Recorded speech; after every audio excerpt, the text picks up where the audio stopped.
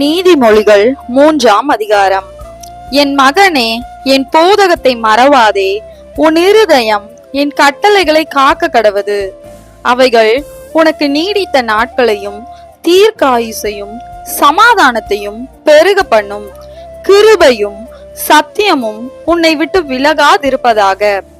நீ அவைகளை உன் கழுத்திலே பூண்டு அவைகளை உன் இருதயமாகிய பலகையில் எழுதிக்கொள்.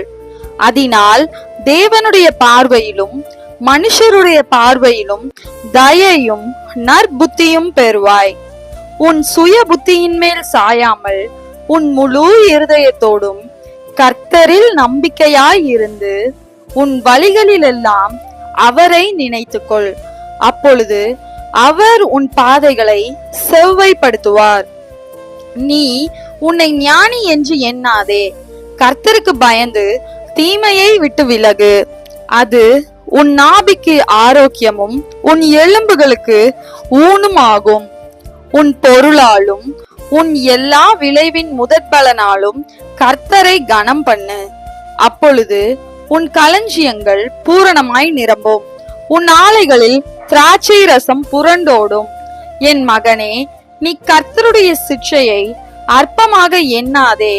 அவர் கடிந்து கொள்ளும் போது சோர்ந்து போகாதே. தகப்பன் தன் நேசிக்கிற புத்திரனை சிட்சிக்கிறது போல கர்த்தரும் எவனிடத்தில் அன்பு கூறுகிறாரோ அவனை சிட்சிக்கிறார். ஞானத்தை கண்டடைகிற மனுஷனும் புத்தியை சம்பாதிக்கிற மனுஷனும் பாக்கியவான்கள். அதன் வர்த்தகம் வெள்ளி வர்த்தகத்திலும் அதன் ஆதாயம் பசும் பொன்னிலும் உத்தமமானது. முத்துக்களை பார்க்கிலும் அது விலையேற பெற்றது. நீ இச்சிக்கத்தக்கதொன்றும் அதற்கு நிகர் அல்ல.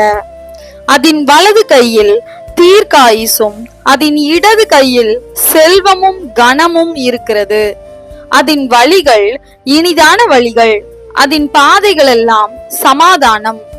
அது தன்னை அடைந்தவர்களுக்கு ஜீவ விருட்சம். அதை பற்றி கொள்ளுகிற எவனும் பாக்கியவான். கர்த்தர் ஞானத்தினாலே பூமியை அஸ்திபாரப்படுத்தி புத்தியினாலே வானங்களை ஸ்தாபித்தார். அவருடைய ஞானத்தினாலே ஆழங்கள் பிரிந்தது, ஆகாயமும் பனியை பெய்கிறது. என் மகனே, இவைகள் உன் கண்களை விட்டு பிரியாதிருப்பதாக. மெய் ஞானத்தையும் நல் ஆலோசனையையும் காத்துக்கொள். அவைகள் உன் ஆத்மாவுக்கு ஜீவனும் உன் கழுத்துக்கு அலங்காரமுமாய் இருக்கும். அப்பொழுது நீ பயமின்றி உன் வழியில் நடப்பாய், உன் கால் இடராது.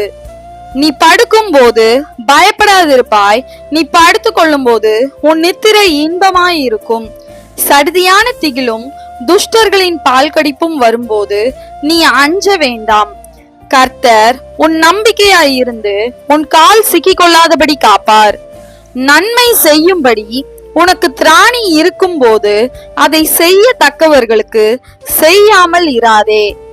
உன்னிடத்தில் பொருள் இருக்கையில் உன் அயலானை நோக்கி நீ போய் திரும்பவா, நாளைக்கு தருவேன் என்று சொல்லாதே.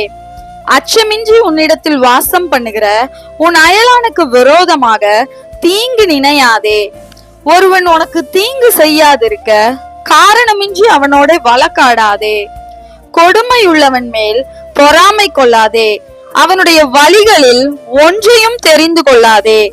மாறுபாடுள்ளவன் கர்த்தருக்கு அருவருப்பானவன்.